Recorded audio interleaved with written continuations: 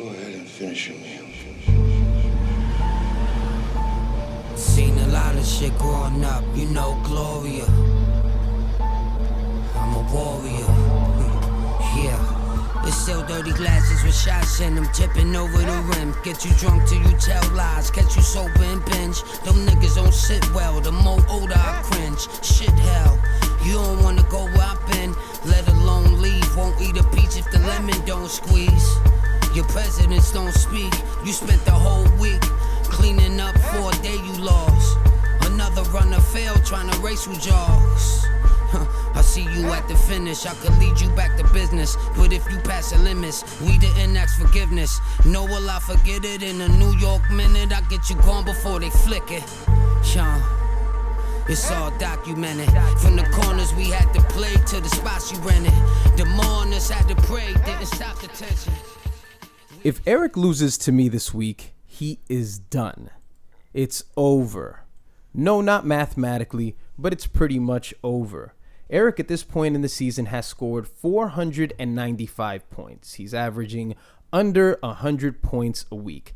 It's not likely that he's going to win. What's very likely to happen to Eric now that he's at a 2-4 record is that he's probably going to end up losing like the next 3 to 4 games and then maybe ending up with a possible thrust to the playoffs if he just so happens to win out. Like, that's really the only chance at this point, because if you only have 495 points and you're not as lucky as Pedro is, because make no mistake about it, Eric is not the lowest scoring team in the league. In fact, Joe and Pedro have less points than he does. Pedro with 450, which is the league low, and Joe has 474. So he hasn't been as lucky as Pedro, who has also had the least amount of points scored against him. So Pedro with a record of 4-2 is obviously a classic case of a team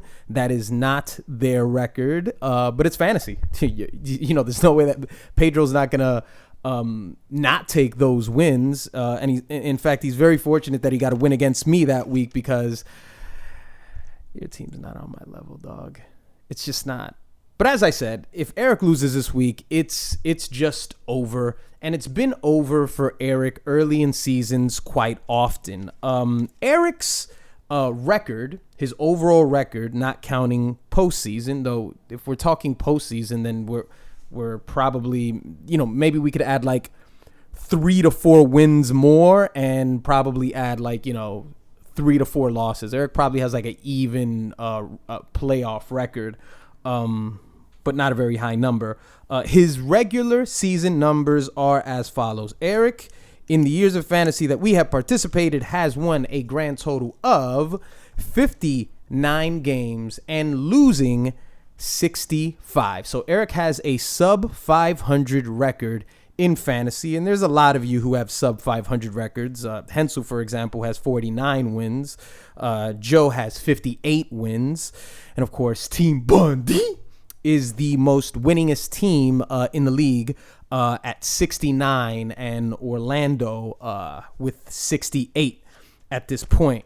Or maybe I have to check the papers. It might be tied at this point. I really should have done that, but this segment wasn't really about Orlando. So Eric is sub 500, and he's headed towards another season of nothingness. And Eric likes to posture in the chat. He likes to say dumb shit that's like not accurate at all and make these horrible logical conclusions. And here's the raw data, right? Here's where it is. Because at the end of the day, that's what we bring here. That's what Team Bundy brings. We bring facts. You want to bring other things into this? Look, that's up to you. That's how you guys talk shit. But over here, we discuss nothing but facts. And what the facts show before me is that you've had many failed seasons, consecutive failed seasons. And this season will go no different. Eric's best record ever was 10-3. What year was that? Let me see. 11, 12, 13, 14, 15. 2015, Eric had his best regular season with a 10-3 record. But, last year, 5-6, 6-7, 9-4 before that, 3-10. Following the 10-3 season, it's fucking over, dog. Just face it. At this point, I could honestly say that the team, that's pretty much done and out of this is Joe. It wasn't an accident when I equated Joe's fantasy status to dead body in Boys in the Hood, but that's pretty much where Joe's season is right now. I mean, he's got one win and he's got less points than Eric.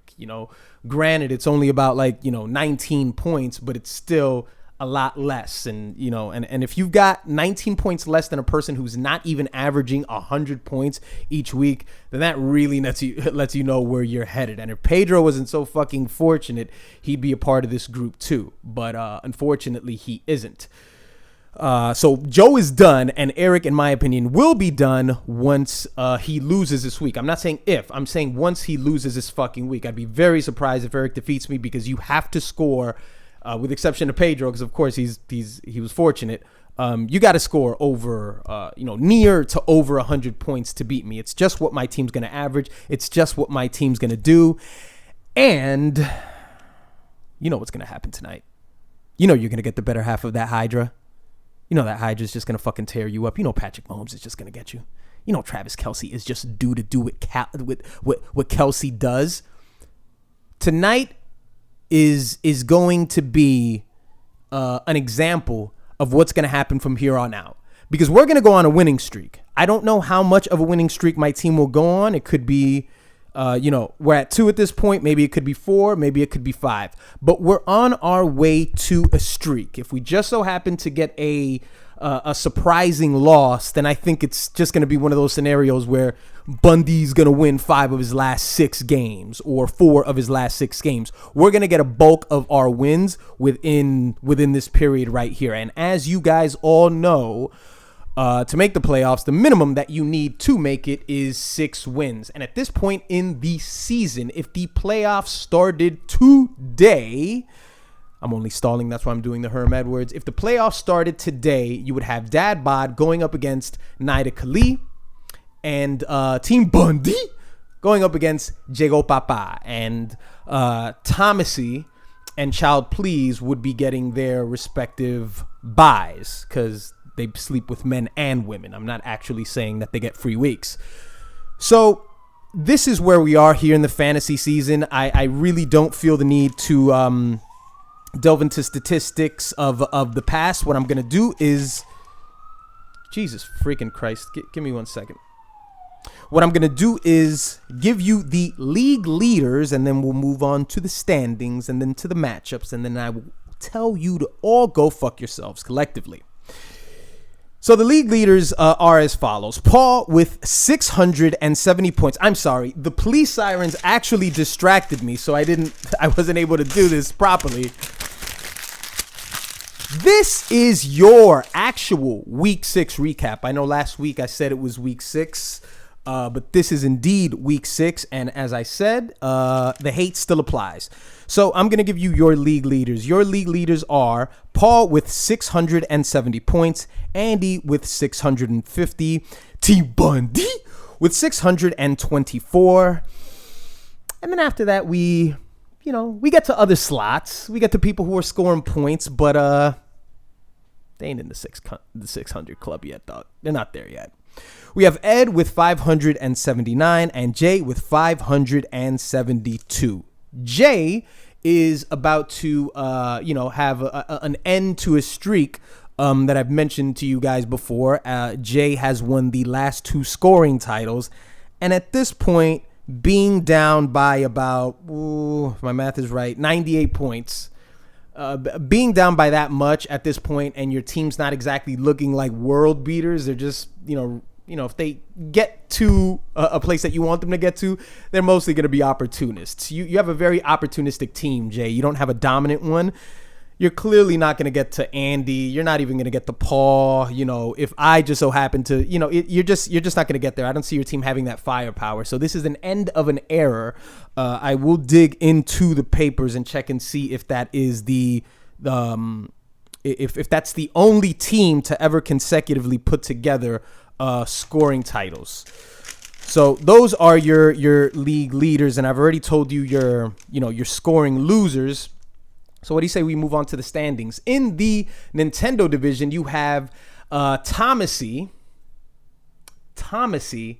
Tome. This is like we're doing this on the fly. We're doing this. We're improving the transformation of what your team should be properly called, Paul. Boyo Thomasy, dude, as a Dominican person, like you see, like rollo. I believe isn't rollo like the like film, right? Like rollo implies, like something like that. Like what the fuck is a rollo Thomasy, dude? Like I'm not even trying to be funny. Paul, look, I think we should make some sort of a stipulation where you change that name. We don't have to make it something so melodramatic like we did 2 years ago when you took my name and I got it back. But we need to do something. I think there should be a crowdsourced campaign to change Paul's team. I vote for this for Proposition Paul. How about that? Proposition Paul.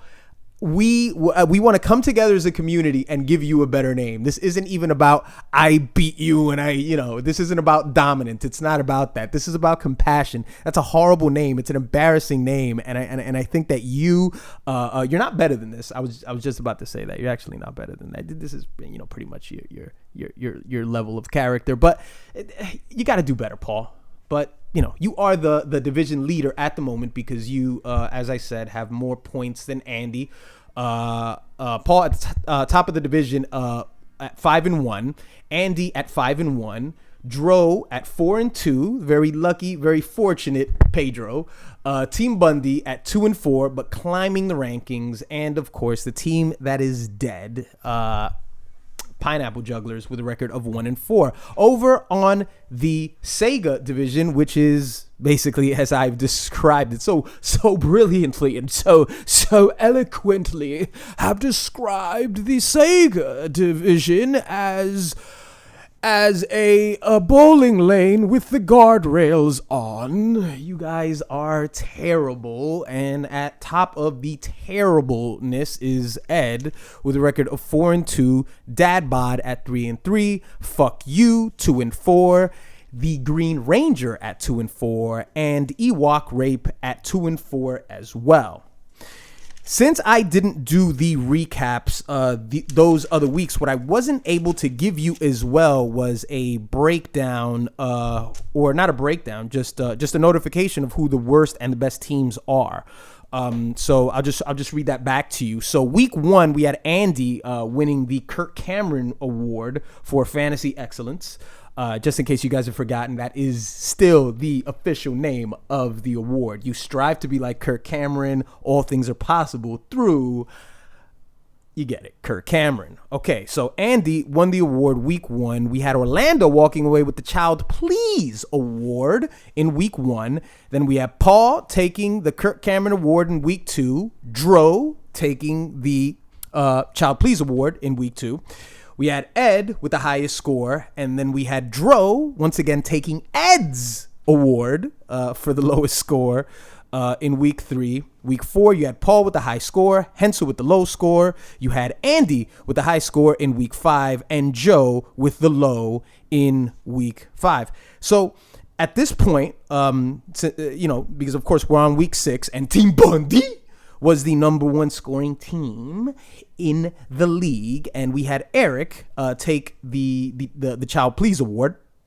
So at this point, if we're monitoring it, Paul and Andy are the leaders with the Kirk Cameron Award with 2 apiece, and Dro is the leader of the Child Please initiative, the Child Please Foundation. That's what it should be. It should be the Child Please Foundation. It's the unfortunate. It's the ultimate slogan of victimhood when somebody's like pounding the shit out of you. And you're just like, Auxilio. Just stop murdering me. Oh shit, my pop filter just came off. Okay, so let's move on to. Give me just a second. Let's move on to the week 6 scores. We had Team Bundy defeating Dad Bod 119 to 102. This isn't much of a rivalry anymore. It is what it is. It's just us going through the motions and me beating your ass, Jay. It's just, you need to just put it to rest, sir. You're just not good enough anymore. We also had the Pineapple Jugglers defeating Ewok Rape 108 to 66. Pineapple Jugglers pick up their very first victory.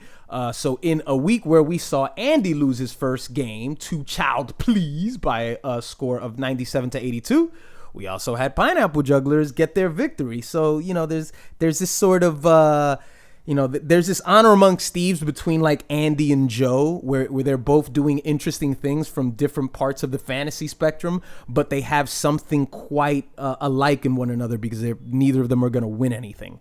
So, they can always look at each other and say like, yeah, man, you get it. You'll never win either, but you do like really weird and erratic shit.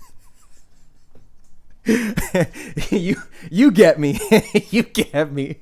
Okay. We also have Nida Kali winning 88 to 82 points. The commish is just the defending champion commish is just, he needs to win this week. But we'll get to the matchups in a second. And we also had Paul Thomasy. That actually sounds better, Paul. We also had Paul Thomasy winning 99 to fuck yous 91. So let's move on to the week 7 matchups. We have Ewok Rape going up against Team Bundy. And as I said, this isn't going to end well for Eric. I would be more surprised that my team didn't score 100 than I would if Eric scored. If Eric's team scored 120 points. Like, that would shock me so much. That would so fucking shock me. I mean, if he gets a little, about like an 86 or something like that, I just think this is going to be just very one-sided. I think tonight is it's just a rout. It's just going to start tonight. And Travis Kelce, I can just feel that he hasn't had that monster game yet. Casey just came off of a loss. These people are on national television. Patrick Mahomes is just going to get blown by the announcers, and he's got to step up. He's got to start putting up victories, and with that comes, those really excellent individual performances. So beware, sir, and tread fucking lightly. We have Dad Bod going up against Diego Papa, Child Please against Nida Kali. The Green Ranger in a very interesting matchup against Paul Thomasy, and the Green Ranger needs to win, not because he will be sent to his room in the same way that Eric will be, but in the sense that you really have to start considering like, maybe I'm not gonna win. Maybe I'm not gonna win this year. Like if I'm struggling at this point and not even scoring points, not even really scoring points. If I'm struggling to get to, 4 victories by week 8 or 9, then I'm probably not gonna defend my championship come December. I think the commission is in an absolute must-win situation, and it is a must-win situation for Team Morale.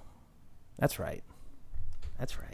He needs to believe that he can go into next week and continue to execute. And if he doesn't do it again this time, it's already been 3 losses. This will be 4. Not looking good. Team Fuck You going up against Pineapple Jugglers to end out the week in a very uninteresting, uninspiring matchup between those terrible parties. So that was your week 6 recap. And as always, may your quarterbacks get hurt before they leave the locker room. May your running backs pull their hamstrings. And may your wide receivers get arrested for marijuana possession. Go fuck yourselves.